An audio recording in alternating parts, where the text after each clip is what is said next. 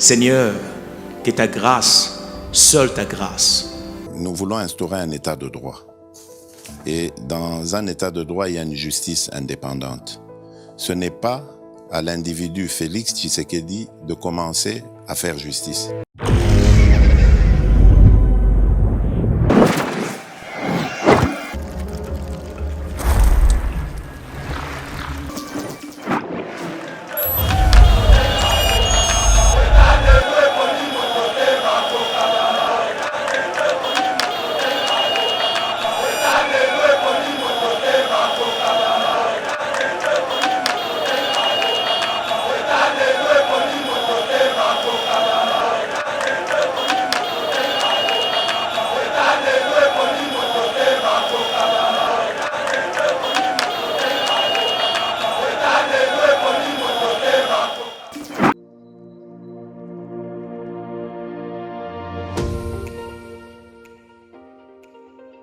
La République démocratique du Congo est un géant au cœur de l'Afrique.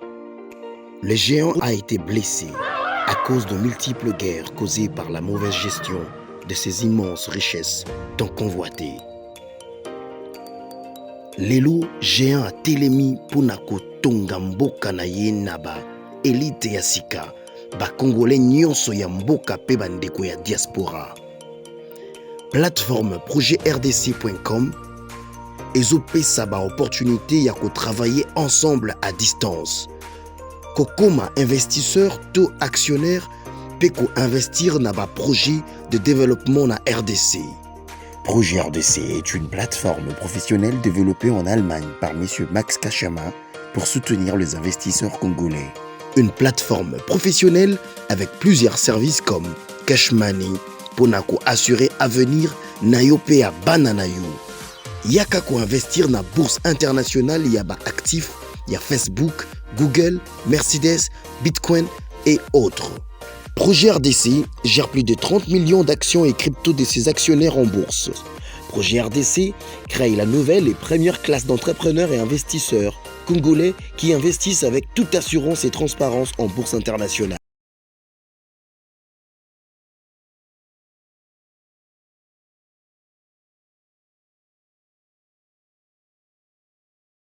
Bonjour mesdames et messieurs, bienvenue dans notre émission Éveil patriotique, émission Otoko Tanabanda Kuna Binoto Pesabino ba actualité ali ko dominer scène politique congolaise toko lobela bongo ma matali actualité pirema politique to lobela Fridolin Ambongo cardinal Oazali bongo na minute to ali ko lobana Congo Brazzaville agena okutana na président Sassou Nguesso président ya République du Congo pona ko solola Rabi pour parler de la situation socio-politique.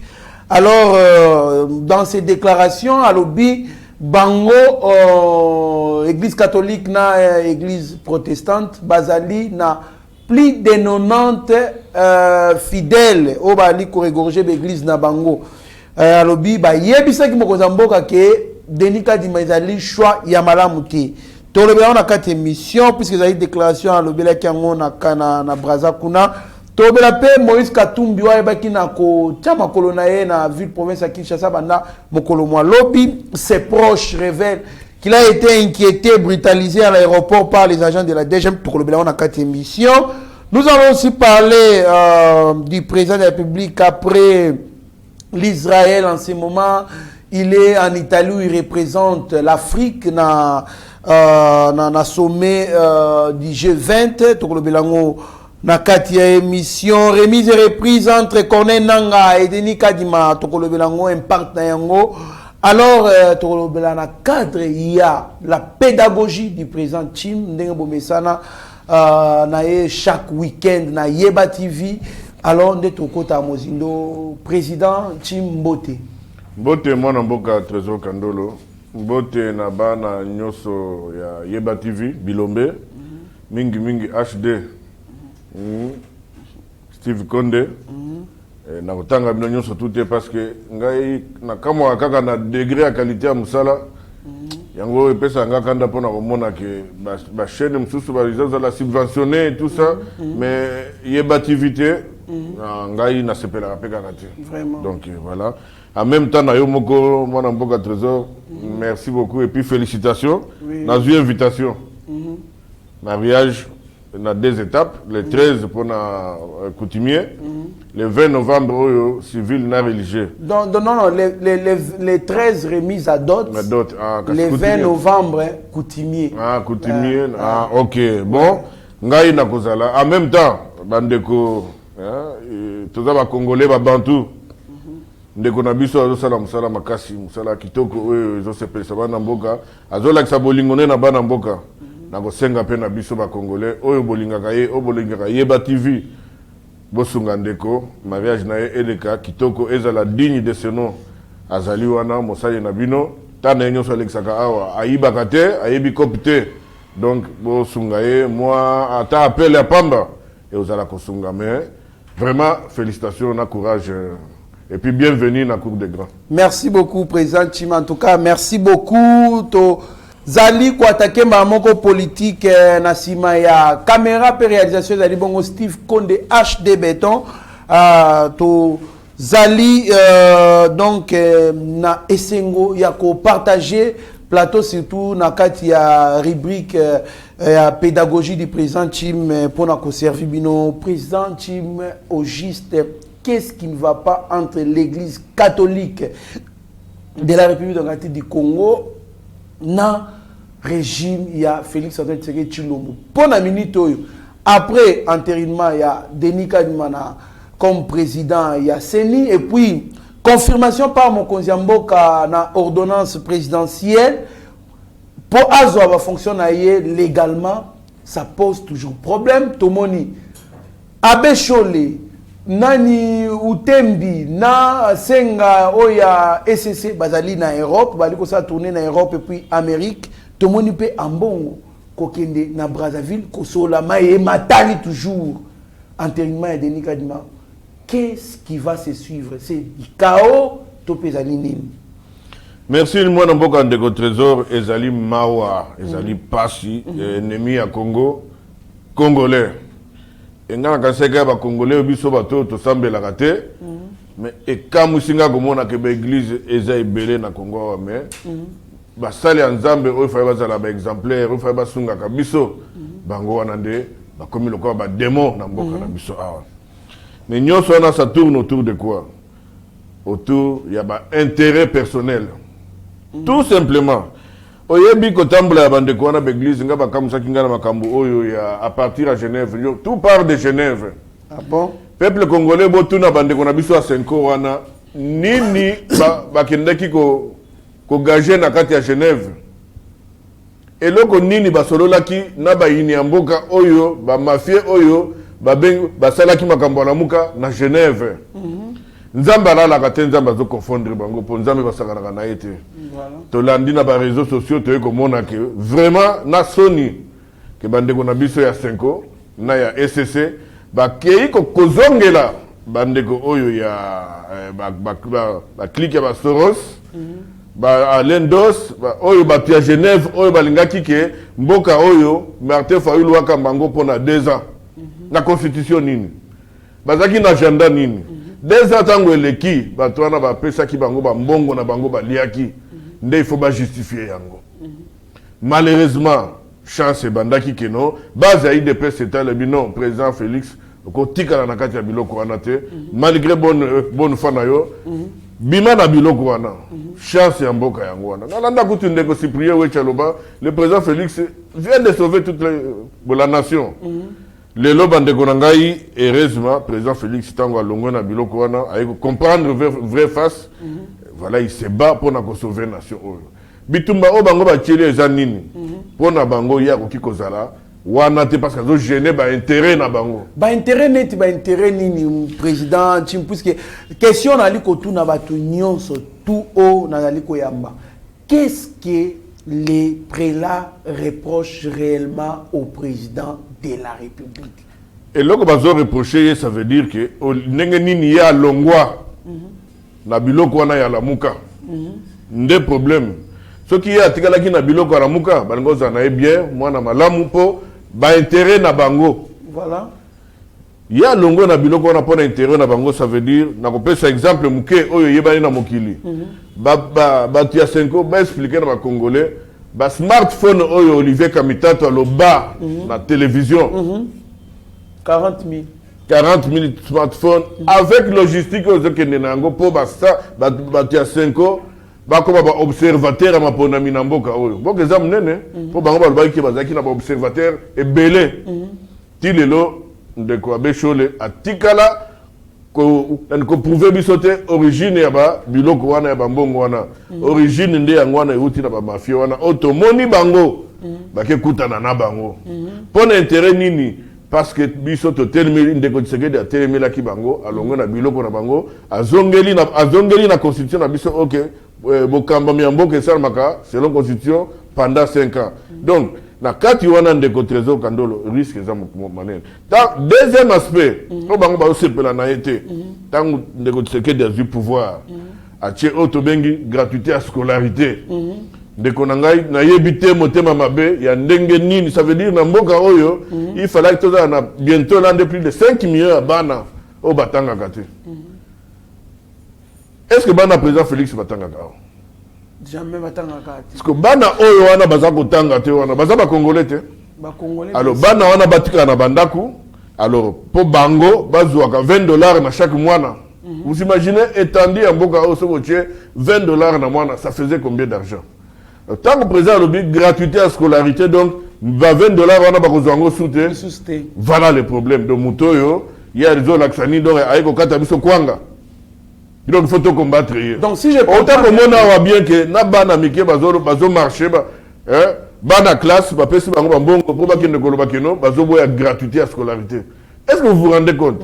Parce que ceux qui bana oya mike wana ba para bana moyen ba boyi to lobimbo lelo ba boyi. Bongo ceux qui lobby plus de 5 millions de banana pe baina balabala et vous en avez donc on go tuna mutuna vraiment donc je te dis que la raison est simple ezaka likambuya ko lukambongo ça veut dire basali ya nzambe nyoso tout parce que baza assimiler l'église catholique bato baza ko kamba l'église catholique à travers la Cinco ba komi ba mafie donc balongo la bango basutani ba ya ba banda ko sala politique parce que bazo yebsangai balobaki baza bato la mukate.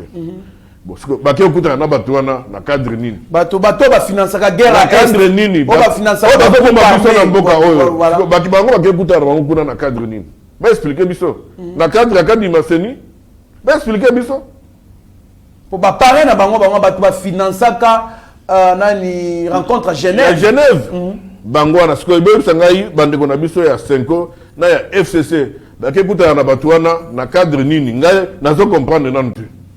Mais biso ngai na loba awa plusieurs fois mafia à Genève yango monaki biso toaki parmi fédération de bosso na France tant président Félix a ndimi biloko wana biso to telemaki to boyaki yango pona nini tozaki na ba indice parce que tant que longue prétorien de konangai Genève ezalaki pona okende ko entériner combo ya chef de file opposition qui s'appelait à l'époque Tshisekedi Chilombo et ndeko Fayulu oya ko bima soi-disant azalaki on a comme un sac c'est la question du président Aleki va pesa ye musala sala mais boye sanga sikoyo bango na batuana copie na relation na bango zanini ba congolais na éviter tant que lobaka tous aba fanatique tout ça mais lelo ba image yango na lobby président Chim c'est te comprendre bien donc Batouana ba financer ki ma milulu ya Genève wana Glengo wana bazali ba société multinationale bango bazaka pona copier ba minerais na mboka batu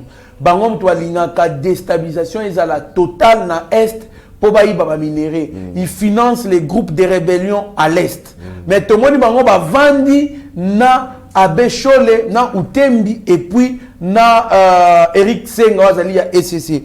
Bon, tokani parenthèse wana, on suppose que bali ko négocier pour na désavantage ya peuple congolais. Wana za point boso. Deuxième point bangwana ba vandi tala Steve Kona sungibiso na ba image oyo bazali ko vanda na table ba osola muto za ce qui appelle maintenant c'est celui qui était le modérateur ya Genève. Ba yebisa biso sikoyo. Oyo pour le président Félix l'air a trahi. Ndeko Steve Kandolo biso pona mboka oyo ba ko kabiso te. Et puis ba ko na si ba zo comprendre te ndeni ba image na to bimisi yango. Donc bana Congo mboko za bino bato bakokoka koya kaka mpona kosakana na bino te en même temps biso topotanaka awa tosouffrir awa likolo ya banani bato biso toza kopesa motema. À l'époque l'église était sanctuarisée mon frère, mpona kokitisa église boye yango moninga na longwe na église wana nazosala formation mpona bima rabbin. Olongwe nazosala formation nazala rabbin. Président Chim na Israël pe pour nous occuper na ngana lata. Merci beaucoup président Chim. Si je comprends bien, ceux qui président Félix à Longwe na pouvoir, ceux qui va réussir que l'on a président Félix à pouvoir, gratuité de l'enseignement va aussi supprimer. C'est ça. Bon, par rapport à démarche là-bas, on ça 17 millions de dollars chaque mois. Balobi boye, gratuité on est mal préparé, mal président Zaki dans la précipitation, papa Nangaï. Ceux qui sont bongo, ce sont des parents, non? Pour nous dire que vous mal préparé, bon, tout préparé, on président la bien, que vous l'avez supprimé. Ça veut dire bango ne va pas millionnaire, bali na sima mi Congo ya battu, on va souffrir. Papa, oyebi abrutir toute une jeunesse, et ça les crimes. Ouais. Sacrifier l'avenir. Moi je pense que à travers ba image oyo, moi je pense qu'il fallait quand même service na mission renseignement et le kananu et yeba nini o bango bazo kende ko négocier kuna parce que mboka oyo l'institution mboka ezali établie. Tout à fait. Et malgré la gesticulation de bango, moi je pense que s'ils sont des responsables, baya va s'aligner pour na toke na maponomi ainsi de suite parce que même la nation aminene maponomi n'est comme à 100% de tout le monde. Président Chim, est-ce que vous pensez que les parents baebi que président Félix na atrocité nous sur ali ko le contre yena basango et consort ils ali pour na intérêt na bango? Bon, je pense que mes parents les lots parce que tant que tu as koloba au moins ni ba toi na mbongo ba tiaki na jeu ba zaki ma média nyos internet biso ngana za na France ba bloquer biso na ba chaîne nyos ya France mais au moment na Kalombo aleki kamita to aleki Kalombo biso to le kakate mais nzamba ko fonda bango mukolo ba benga ki poto présenter mutu Félix Kabala kenda asanzisa bango baloba bazaki nango te kamita to biso bango ba smartphone alba bundisa bango nzamba te ba parents on azoli sabino. La vérité c'est cela. Bazo bundisa et gratuité pour bino bomo na suba passer.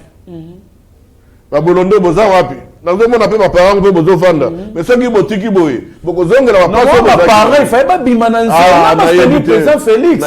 C'est pour leur intérêt. Ngana kamo na mona on dirait il paraît ba parents batinda bana bango ba kende ko marché. To ba comment na parler du peuple. Vraiment. Mais nakati wana toka ki bana msusu balatsa bango bilamba batanga te bazape bana mabe. Bana mabe. Nakati wana. Merci. Alors, voilà l'intention ça veut dire vous êtes prêts à tout quand on a intérêt na bino, c'est malheureux. Mais on peut ça va pas ni président Chim. Nazote ya bango parce que les autres baka bango baza ba fanatique ba tu as jalelo on dirait l'air to banda bitumbo na 1980 quelque to zaki ba jaleliste donc tu dois continuer misala auto bandi tu dois continuer ko kengela mboka puis ko avertir mboka ba parents na ebité nga na za parents nga heureusement te nga bana nga batanga la poto na obundela bana abakobo manga pona bana oyo ya bino oyo bazotanga oyo bazaba ndeko nanga ba neve ba nièce nanga ado sunga pe biso po bitumba oyo ezala bien te botelemela batu wana ce sont des voleurs. Président Chim en tout cas ils allaient pas siming poto clore na situation ya basango et consort ambongo alobi 90% ya peuple congolais basambela ka l'église catholique na ECC oyo pesi batu su ba kanda makasi ba bifo ba na sa recensement ba sur base de quelle nani statistique ya okiko estimer que 90% ya peuple congolais de mutu bazali ko regorger na nani na ECC na catholique ndeko kadolo botala mosala mobimba un cardinal de la République un cardinal de la République ah mon Dieu pourquoi les Congolais peuvent mériter de batia lolenge oyo l'église arrivée et bima na mboka oyo c'est belé ça c'est craché hein na mémoire ou bien craché na misala baninga ba bâtiment église catholique ezali on a tout bonga mais na yebité ngana kendaka soute batu msu ba benga ke ba bandokele soute to tikala ka muke to za su belé te pona nini parce que L'exemple, il y a toujours l'icolo. Mais tant que l'icolo, tu vas se comporter dans le lingue, il y a légèreté. L'église catholique, se vider du jour le jour. Et nous avons témoin que l'église a réveillé les autres derniers et belé. Alors, dès qu'on a vu sur l'église de réveil, c'est à vous de venir répondre. Bon, et depuis, il faut répondre à la place de la communauté, mais nous, on ne fait que constater autrement chaque jour. Parce que l'église catholique, tu es dans le dimanche. Mais chaque jour, du matin au soir, tout le monde a bandimé belé dans l'église à réveil. Donc, s'il veut comparer, je crois que l'église à réveil, est bien disposé pour nous répondre. Merci beaucoup, mais toi, la déclaration, il y a Abbé Moko a recadré cardinal Fridolin Ambongo, pour permettre à Abbé Blaise Kanda au cardinal Ambongo, son éminence, c'est notre propre charte qui nous a cloué au sol. Dans la vie, il faut reconnaître aussi sa défaite. Je ne peux pas condamner la décision du chef de l'État. Soki Nazalaki na bisika na ye, j'allais rendre les mêmes verdicts. Alors, on ne peut pas aller accuser Jésus chez Satan, car même le diable serait étonné de voir qu'on lui demande un service qu'il ne peut pas rendre, parce qu'il ne reflète pas l'image d'un saint. Même dans la Bible, le jour de la mort du Christ, un ange avait demandé aux disciples, pourquoi cherchez-vous un vivant parmi les morts? Le président Sassou est au pouvoir, ça fait 35 ans. Dans son pays, l'église ne se mêle jamais à la politique, et moins des élections. Dans son pays, les opposants n'organisent jamais les meetings et marches comme chez nous à Kinshasa. Chez Sassou, quand un opposant ouvre sa bouche le matin, assurez-vous que le soir, sa bouche sera fermée à vie. Pensez-vous que le président Sassou a une meilleure solution au moment où, dans son propre pays, l'église n'a même pas une place dans les affaires du pays? Le président Félix est un démocrate et le président Sassou un doyen de la dictature. Comment puis-je aller demander à quelqu'un un service que lui-même n'a jamais rendu? À Brazza, le président Sassou a interdit aux églises même la participation dans les bureaux de vote. Selon lui, la place des prêtres, c'est à l'église où on doit prêcher le royaume des cieux. Je pense que son éminence doit voir les choses autrement. Nous ne pouvons pas livrer notre nation aux ennemis en Afrique. Il n'y a pas un bon président 100% chrétien comme Tshisekedi. Notre colère doit se porter sur celui qui avait fait la charte et non sur le président de la République et moins notre nation.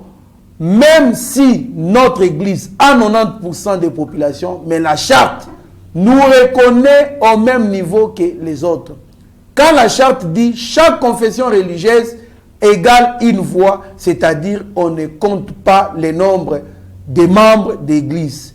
Nous voulons prêcher aux autres le respect des textes, mais nous devons faire preuve d'exemple. La charte est claire. Au cas où il n'y a pas consensus, on doit directement aller au vote. Et si le plus grand nombre gagne, les perdants s'inclinent. C'est ça la règle des jeux. Les brebis que j'ai dans ma paroisse ne sont pas des brebis au service des politiques. Ils viennent à Dieu pour son royaume qui n'a rien à voir à la politique de ce monde. Président, tu as une réaction na yo? Dès qu'on a sepeli et belé à comme on a que basali en Zambé, komi ko s'inquiéter. Tangi le cambo va bengi charte. Charte wana, est-ce que président Félix Moutouassala yango? Té. Botela kindoki. Tout le belé yango pe belé, je crois tout a été clair. En allant chez le président Denis Sassou Nguesso, moi je pense que c'est comme il n'a évité. Il n'a évité sans sa démarche naïe. Et je crois qu'il a vu réponse parce que bakolakisa ke awa epa na ngai tala ndenge ezalaka kuna kutu boza na chance donc bon mabe ya président na biso po humilité bon un père de famille vous avez le moment olobaka mabe na ye ezali parce que azali na mutema malamu oloba yango na lobite parce que bon leona bakisi bon un père de famille azomona ke bon mwana bana bazoko quelques franges bana bazo comprendre te aza na façon na ye oyo mais je crois que s'ils sont intelligents bazonga na mulongo ne fils que pour na image ya église catholique donc tokozonga la sous makambo wana ebele te makambo ti kotango na koloba wana elekisi nyonso donc en quoi les chefs de l'État tango ba sélectionnaki Denis Kadima wani balongola qui est wana te et puis encore vous dites que c'est le meilleur d'entre nous mais ce que tolingi ni namboka oyo bato mususu bazoko envier Denis Kadima mais biso awa tozo kolinga kolongola ye parce que appartenance tribale na ye mais c'est du n'importe quoi Maréchal Mobutu ça la biso bien ngande na zakaboye combien 7 belles sœurs dans ma province tout des forces na biso ça veut dire mixité wana atabo sali nini et kosimba donc on a 7 belles sœurs il y a babiko il y a ba provinces différentes donc maman Karle Mundundo maman Aziza Kivu maman Tenta ba Congo donc sans compter basi au bande konanga mbali babali vous comprenez donc c'est vraiment inconcevable le long du XXIe siècle au lieu de parler en termes de nation de parler en termes de représentativité ndeko cardinal il y a parler en termes que nous sommes tous belé non charte lobby dans chaque confession une voix un point entre. Merci beaucoup Bandeko pour permettre que Ndenge Natanga qui vraiment teste en Moulaï en tout cas souffrait un peu. C'était très important autant que test wana pour ba réalité et misusu nous vous devez quand même nous supporter. Moïse Katumbi déjà Kinshasa Lobaki il faut aya na kin ya masa ba consultation na ba partenaire na et bongo à base de décision collégiale pour la position bakopé ça par rapport ya Maïmali Koleka Namboka surtout pour na entérinement et confirmation et ordonnance présidentielle il y a Denis Kadima par le président de la République Alobi Ayaki déjà Lobiwana mais il a été inquiété par la DGM c'est que aucune source réelle ne signale à part Batou Naye Moko président une réaction na yo. Merci de votre trésor Gandolo. Oyebi, biso tout à votre voyage. Biso tout. Oui, oui. Quand tu voyages, ce qui va sengio, au décliner identité na yo. Voilà. To ba Monique Mbo, il faut battre la biloni nos anango na valise na yo. Ba Congolais nous tout ba sala kabo. Pour nini ba les lakaté par exemple. Je ne dis pas qu'il y a un salamaki. Parce que comme on a quand les lapins committent ndeko Moïse Katumbi aux la politique, ils sont différents dans commerce. Donc victimisation macasse, il aime. Ils sont différents dans commerce. Chance na biso, il dépêche surtout. Bakambo tout aussi les cas, tout aussi au kutana baka nyoso. Donc moi il va distraire biso. Exempté, c'est il est en train de faire pire distraction. Si na une émission mon na lobby, c'est comme ça ils ont découvrir le Congolais, des surcroît quinois. En plus politicien. Na ba chroniqueur ba golia larme ba yebike na moment suka ba kokima ye. Na yoka mutu mo lobi il faut balia larme wana ninga parce que dans la voilà. En tout cas ba Peter Chana bo dame pe na la wana. Le Pierrot bo dame bala. En tout cas dame bala wana Pierrot loi. Bo dame pe na bala wana donc Ndeko Moïse Katumbi ressaisissez-vous. Ressaisissez-vous. Au songi ba tebele ba Francine ba vivre na ba Kalombo na ba poto wana ba Kamitatu baka ko lioka ba mbongo depuis tout ce temps là balia ko ba mbongo on se ressaisir quoi on se ressaisir mais ça là tana moi ndambo reconnaissance hein mutu un homme un être humain de surcroît chef de l'état atala rebimbo muto ya ko continuer ko souffrir na poto te parce que pia ke bandi okota zonga ya ko sala makambo un fugitif. Voilà. Mais on ça là même en tout cas même Satan a tourné une question. Mais yo zala kiawa, il fallait que zala kana ngam tumoka longolio. Ndeko on se ressaisir et je crois bien on a déjà décidé mais on ça la kaka semblant zonga na mulongo c'est tout simplement parce que ndeko na yo fongola ke motema peuple congolais en a besoin il y a ba aventure il y a zo tongo midi pourquoi le Congo doit avancer et nous pensons que le Congo il faut y avancer et que Moutoumoko est indispensable de ce quoi M. Moïse Katumbi. Merci beaucoup, vraiment, Moutoumoko. Akoki ko se singulariser te pour ba mona on dirait ya za Moutoumoko spécial non. Bien au contraire, Tokolingato ba pe ba tumisusu comment est-ce que bazo ba nationalité congolaise? Est-ce que au respecte la procédure pour comme congolais? Qu'est-ce qui fait de toi congolais? Il faut oui, Ndeko Trésor. Ligne rouge, et c'est ça que j'ai franchi, ça fait combien? Oh, deuxième semaine. Oui, oui. Est-ce que mon balaz est là? Non, Deko. Vandanier, tu y es l'histoire, donc, Zongaka, Nanda, Tony Gogemsi. Apparemment, il y a Congolais, non, le but, il y a Congolais, non, c'est pas Congolais. Pour Congolais, il y a province, dans ma mentalité, Mogobo. Mais pas Kinois. C'est surtout politicien congolais, Kinois. Ah! Ndeko Safa, il m'a député. Là, il n'a arrêté. Il fallait qu'il y ait le place de la donc, la personne exemple, Moko y a bien. Donc, c'est tout. Vraiment, donc, c'est un peu ça. Au lieu de modalité, n'engeni no koma congolais, n'engeni no koma boué. Tika biso, tozala rane, tozala. Avant nana biso, azan deko na biso, azala wana, azala ba faire naie, tranquille et tout ça, mais à comprendre que politique, ils ont un tacte, Moko boyo, il faut mettre ça. Merci beaucoup. Je rectifie une chose. Meeting Oyo, Jacques Yaboula Salaki gouverneur, Isaki na stade Kenya, na stade à Lupopo. Oye Moro d'ailleurs, avait déjà amélioré à Bongisango. Donc, Isaki na stade à Lupopo, il y avait plein à craquer. Pour répondre à meeting, il fallait célébrer victoire na bango, victoire na bango to landana. Donc c'est un peu ça. Remise et reprise entre Corneille Nanga et Denis Kadimala-Seni. Batuso Aloba Ezali toujours nani passage en force il y a Mokozamboka, mais il y a quand même un cadre de l'IDPS qui a intervenu. Natanga, juste ce qu'il a dit, Seni, j'ai noté l'orgueil de certaines confessions religieuses. Pour être clair, l'Église catholique a toujours cru qu'elle était supérieure à d'autres et celles-ci ont démontré qu'elles ne sont pas inférieures à l'Église catholique. Peter Kazadi, cadre de l'IDPS. En tout cas, je salue camarade Peter Kazadi, honorable. Il y a un seul awa, Namboka Oyo, c'est pour tous les Congolais. Et les Congolais nyoso azali na droit à justice, à liberté naie. Tout à fait. Que ce soit liberté d'expression ou liberté d'exercice.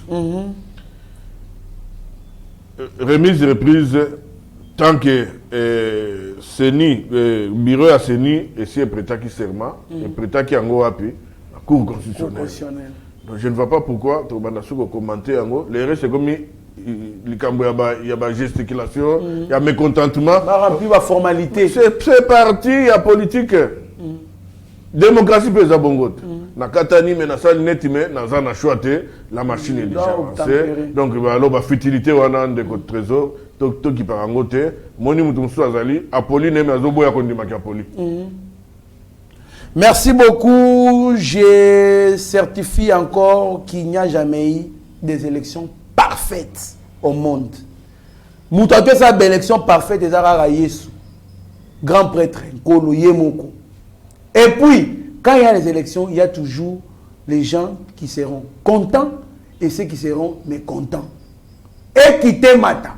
Il n'y aura pas l'absolu de la joie na mboka moko où on a organisé les élections. Jamais. Même dans le sport, jamais. Il y a toujours un gagnant et un perdant. Barcelone a Polaki contre ceux qui vont commis en finale, ceux qui vont commis en taille ici, qui vont match nul, bokena prolongation, ti bokena tir au but. Donc c'est pour dire fois pour la raka. On va gagner. Merci beaucoup président. La politique, va comprendre les politiques des alliés la mukina tongo te oye. Merci beaucoup. Pour le seul mois d'octobre, les recettes ont été de 767,5 milliards de francs congolais, ce qui représente 107% des assignations mensuelles selon les gouvernements. Président Chim, Nicolas Kazadi, ministre de la Finance, a dit que ça a toujours d'exploit dans la récolte de recettes. En tout cas, naba warrior, na gouvernement, oyo, surtout dans le ministère des Finances. C'est la première fois qu'un ministre des Finances a été étalé. Oyo, et quoi que vous avez même kobimate. Voilà. Vraiment, en tout cas, coup de chapeau, de Nicolas Kazadi. Vraiment, coup de chapeau. Continuez quand Ndengoana. Je crois que ce qu'on continue bongo, mon kilo, et que Tamboula, Ndenge faut Tamboula. Vous vous imaginez à l'époque, il y a la coalition FCC Cash, on avait un ministre des Finances qui bloquait le pays. Un ministre des Finances, Azaki n'a besoin de que richesse d'économie en Boka, et à la chiffre estimée. En tout cas, les lots, tout ça, la minga kolobelate, félicitations, parce que Zola Gisake, transparence, la traçabilité, et Zola là. Donc, rien à dire. Nous félicitons à la place Azali, la mission est Sika Kei. Donc, à continuer à travailler pour Namboka, et nous l'encourageons. Merci beaucoup. En tout cas, nous tenons aussi à encourager les ministres qui se distinguent parmi les warriors. En tout cas, Moussala Kitoko, ministre transparence à Boye, Nde, Tozaki Koluka Banda Kala, Banda Oya, nous sentons vraiment la croissance des finances Nambo Cannabiso, réserve, Mati, Magambe Belé à Kitoko. En tout cas, nous tenons vraiment à vous remercier. Vous encourager aussi, Naba, ministre Missouso Bali, au travail Kitoko, Bama Gisèle, Ndaya, Tony Mwaba, Moindo Nzangi, Maman F. Bazaïba qui se distingue aussi. Jean-Pierre Liaou. Jean-Pierre Liaou, voilà. Bisous Moutou, on travaille bien. Guy Loando. Non, nous encourageons en tout cas sans problème. C'est pour l'intérêt de la nation. On ne travaille pas pour l'intérêt du chef de l'État, non, c'est pour l'intérêt de la nation. Bagila Linguetti, Balicien Ekofo, voilà. Donc, tous ceux qui travaillent bien. Merci beaucoup, Président Chim. Nous tenons déjà et nous chutons déjà avec notre émission. Le président est présentement en Italie où Azali ko représenter Bongo Afrique na sommet à G20. Réaction à Congolais à Kolobana Bisonini. Président Nabino, mais aux Congolais, président Nabino Moussalaga Gotambola. Namoni, basali vidéo mo boye, il y a comme minimiser, au Kozamboka, au Vanda, aux voyager trop, bah on a Swahili, nous connaissons déjà celui qui a financé cette chanson. Toye bien, l'homme qui aime beaucoup se victimiser. Toye très bien, mode d'action ayo ou Panzimbongo pour Basalaka, donc, basa mauvaise campagne contre Mokozamboka, mais nous aussi, communicateurs Mokozamboka, Tokozalawana, toujours pour beaucoup d'anabiso. Nous allons toujours faire aussi une contre-campagne contre vous. Mais si tout on a modalité ni comme Congolais, est-ce qu'on respecte la procédure pour comme Congolais? Tous on a une base, source. Avant ma commission vidéo wana ezali pour na nuire ko ternir image ya Mokozamboka ezali faux et archi faux. Le bilan chef de l'État est largement positif. Président Chimla Soza Elo Obakisa. Ndeko Trésor, le président il voyage en tant que président de la République démocratique du Congo. Azo voyage en tant que président de l'unité africaine. Azo voyage en tant que vice-président de SADC. Et vous vous imaginez tout le monde il y a présidence en tant que président de la République. Vous avez voyagé dans le compte de l'institution, vous avez retombé dans le Congo. Et depuis, il y a des voyagé pour le G20. C'est pourquoi? C'est parce que le Congo est comme indispensable dans le conseil de la nation. Donc, réunion à Libanda, la décision à Libanda, à partir de l'élo, et à partir il y a depuis, il y a des voyagé. Et que c'est obligé de la présence de la République démocratique du Congo à travers son chef de l'État. Moi, je pense que c'est beaucoup plus bénéfique parce que depuis avoir voyagé, je crois que les Congolais, nous comprenons que Oye Bimi na Congo, na Oye à côté de qui, largement supérieur na Oye Bimi. Mais tout le monde comprend nango, et ça langage. Parce que les politiciens na biso, bazangi argument à côté na marché. Tant que bazangi argument, comme quoi tu as bilogo bakoki même pas, ça veut dire déplacement à chef de l'État, c'est vraiment humiliant. Heureusement Ndengolobi, communicateur à chef de l'État. bazali oyo bavandi siko batali babino bitumbe bandi il faut basangana bango nyonso en ordre de bataille yango na kosenga ba pasteur Gili ba Bosembe ba Feli batu nyonso en tout cas ba shole batu nyonso boya tokutana tosala sikoyo toyeba sikoyo bandani baza ba communicateur chef de l'État et en même temps total parce que bitumba déjà c'est bandi. Donc, biso peut toujours sangana sikoyo pour to banda déjà pour 2023 tout bandango na semaine aux banda pour na biso parce que to yebi que batu bache ba moyen est belé bazu ba média en otage mais biso média na biso ezali bolingo na biso na misalo to salaka tous les jours. Donc na ko inviter na onyo sa monika ezali communicateur chef de l'État à se rapprocher même awa na bureau technique ya Yeba TV de façon que toyoka total comment est-ce que donc nous pouvons nous organiser pour tout l'accès à Batouké. Tant qu'il y a une information au Kouta que vérité bimi. Tant qu'il y a une histoire au Kouta, parce qu'il y a une vérité. Peuple congolais, je crois que la vérité tout ça que le balelo, négonabiso HTV, à autre côté la biso bilili à place où on a basali en Zambé, parce que nous conspirer dans la mafia. Donc tous ça la confiance dans le peuple a ça la peuple confiance et nous disons ceci. Bakokabisote na passe bakokabisote et puis vérité kaka mutu et contraché un point. Merci beaucoup président Chim, en tout cas to komina suka émission na biso. Nous rappelons que Jean-Pierre Bemba azali ko singa na ba congolais nyonso tout ba soutenir CENI to privilégier intérêt national ali ko singa CENI et ça la élection na modalité au ba partenaire basenga qui c'est-à-dire quoi respect à crédibilité à CENI et puis transparence na inclusivité à l'élection et qu'on a bien marqué. C'est comme ça que les hommes politiques doivent réfléchir pour l'intérêt en Boka na bangon. Donc ba voyage en Kozamboka et futaka et ça la perte té yango tambokei na diabolisation beaucoup ti kuna surtout béton parce que il y a les cas déjà kuna.